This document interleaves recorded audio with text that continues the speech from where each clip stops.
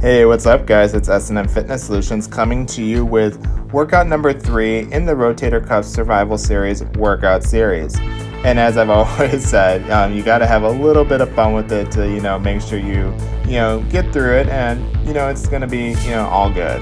So as we get into it, this is going to be a chest, bicep, and a little bit of PT stretching routine. And as I said from the beginning, cardio has been a very good thing too. I do it every day, and so it's been a great, nice, safe way to make sure the blood cells, keeps flowing. And good 30 to 45 minutes a day, is a good, kind of measure to get through it. As we get, into the workout, you're gonna warm up first with the bicep dumbbell curl. Do like 2 sets, 10 to 15 reps on this. And really the key with this is, nice, slow, controlled motion and movements, and also to make sure that you get blood flowing through the muscles and that the joints are all nice and warmed up. We're going to then switch over to a band fly crossover, again since this is a chest workout primarily, and then we're going to do a press followed by that crossover to again make sure that the muscle is nice and warmed up and that we reduce our risk to injury, because the last thing we want is to injure the good side and have to repeat this process all over again. Now once we get all warmed up, we're then going to go ahead and switch onto the floor and start with some bicep curls, doing 3 sets of those. These videos have been sped up, so just make sure you're doing nice, slow, controlled motions, and you will reduce that risk of injury. And from that, we're going to do a dumbbell or a chest press, followed by a dumbbell fly. So all these are going to be, at least 3 sets, 10 to 15 reps. And also just make sure you do get clarification from your PT and that, you are clear to, go ahead and start, lifting with your good side. Now I've added in a little bit of twist motion here too. It adds a little bit of variation to the exercise. You can try that if you would like that. And then followed by that, we're going to do some PT stretches, this pole supported floor front raise. These are going to be prescribed by your PT. Key with this is that, it's basically going to keep the joint moving so you don't end up with a frozen shoulder once you do come out of that sling. And it's going to help with your range of motion as well as you try and rebuild that back. And then as I am in resting, I do like to have a little boogie session to keep it fun and light. After that little bit of rest, I can go ahead and get into the supported lateral turnouts, again prescribed by the PT. And again, the purpose of this is to help rebuild that range of motion and then help with the recovery process once you're out of the sling. And these will be prescribed by your PT, so just make sure that you're doing the frequency and the reps and sets that they do prescribe.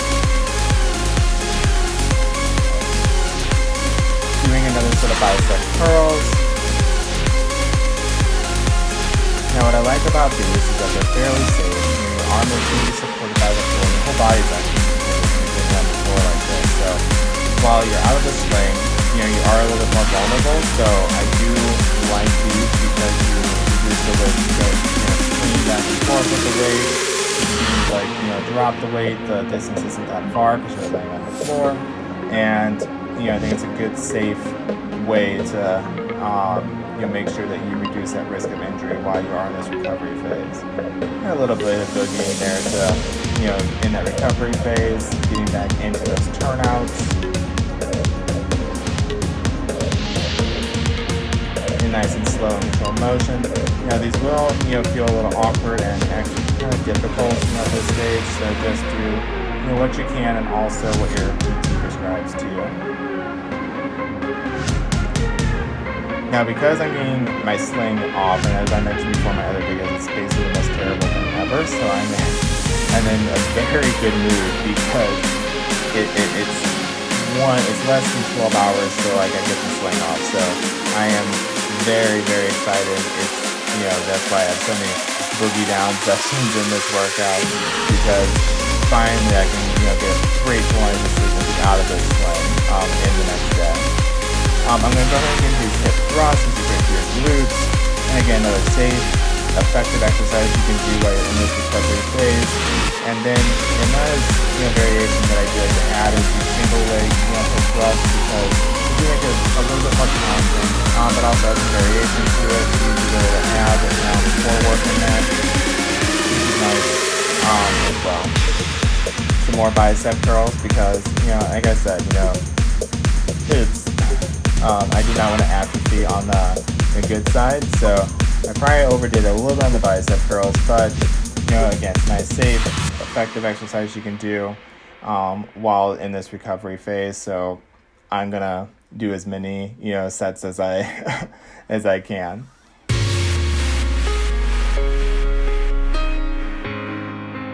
And after I finish up this last set of bicep curls, I'm gonna go back to those pull supported front raises, but I'm gonna add in a leg lift here. And the main reason for that is because then it adds in a little bit of extra core work as well. So you can kind of get two birds with one stone. So if you're forced to do these kind of PT exercises, which again they're great for recovery once you get into that post sling phase, because they're gonna really help increase your range of motion. But you might as well add in some ab work into it too. This next exercise I do love. It's great for upper chest.